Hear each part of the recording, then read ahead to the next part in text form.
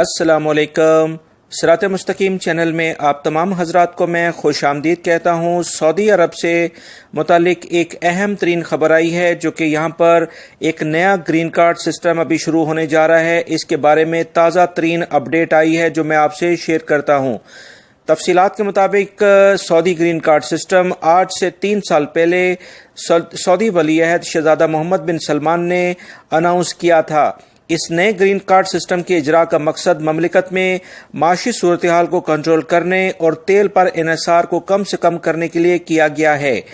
آپ سب جانتے ہیں کہ اس طرح کے کارڈ دیگر عرب ممالک میں بھی متعارف کرائے جا رہے ہیں، جیسے بحرین، UAE اور اب سعودیہ اور دیگر ممالک بھی اس میں شامل ہیں۔ اب ہم نظر ڈالتے ہیں اس کارڈ کے کچھ اہم خصوصیات کی جانب۔ کارڈ ہولڈر کو مکمل شہریت دی جائے گی۔ اس شہریت کے ذریعے کارڈ ہولڈر اپنی فیملی کو بآسانی بنا ٹیکس کے اپنے ساتھ رکھ سکتا ہے، اور فیملی کے ساتھ ساتھ کارڈ ہولڈر ڈومیسٹک ورکر یعنی کہ جو بھی کوئی ملازمین کی اسے ضرورت پڑے گی انہیں بھی بلوا سکتا ہے، اور رشتہ داروں کو بھی اپنے پاس بلوا سکتا ہے اور رکھ سکتا ہے۔ اس گرین کارڈ کے ذریعے مملکت میں تقریباً 100 بلین ریال معیشت میں داخل ہوں گے۔ اس طرح سال 2020 اور 19 کے درمیان سعودی معیشت میں بہت بڑی تبدیلی اور مضبوطی دیکھی جائے گی۔ اس کے علاوہ مملکت میں بھیجے جانے والا جو زر مبادلہ ہے، جسے غیر قانونی طور پر مختلف ذرائع سے مملکت سے بھیجا جاتا ہے، وہ بھی اب کنٹرول کیا جا سکے گا۔ اس زر مبادلہ کی رقم سالانہ 300 بلین ریال کے لگ بھگ بنتی ہے۔ اس طرح سعودی معیشت میں کافی مضبوطی آئے گی۔ مزید جو معلومات آئی ہیں کہ کارڈ ہولڈر افراد پر کسی بھی قسم کا کوئی فیملی ٹیکس نہیں ہوگا، اور نہ ہی ان کے ملازمین سے کسی بھی قسم کا کوئی ٹیکس لیا جائے گا۔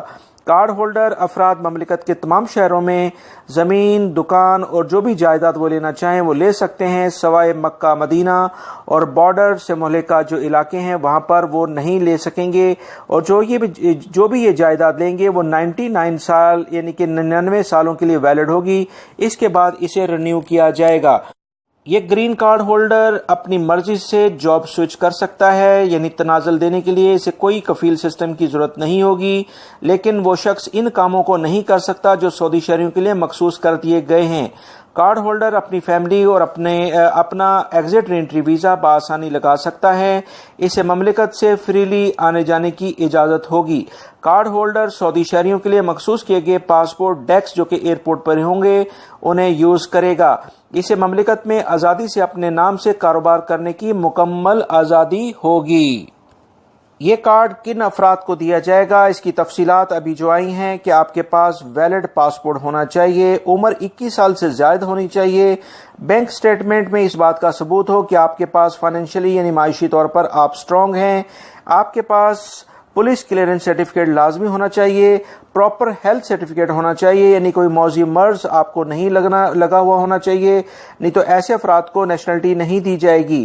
اگر کوئی غیر ملکی پہلے سے سعودی عرب میں موجود ہے اور گرین کارڈ حاصل کرنا چاہتا ہے تو اس کے پاس ویلڈ اقامہ ہونا چاہیے۔ جب آپ گرین کارڈ حاصل کرنے کے لیے رجوع کریں گے تو لازمی طور پر 1 مہینے کے اندر اس کے اپروول مل جانے کے ساتھ ہی health certificate, police clearance certificate اور بینک سٹیٹمنٹ جمع کرانی لازمی ہوگی۔